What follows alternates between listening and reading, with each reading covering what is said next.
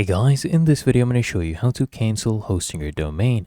First thing I want you to do is log into your Hostinger dashboard. Now here as you can see I am on my H panel, and if you want to go ahead and cancel your domain, then you just come in the left hand panel and click on billing. Don't click on domains, click on billing, and then here you'll see subscriptions. Now you would see domains mentioned here. If you have that as well, I already canceled it, so I'm just showing you what it would look like. So let's say this was domain. You just come here, you'll see auto renewal, and what I want you to do is toggle this off. And when you toggle this one off, you'll see cancel subscription. In your case, it will be the domain.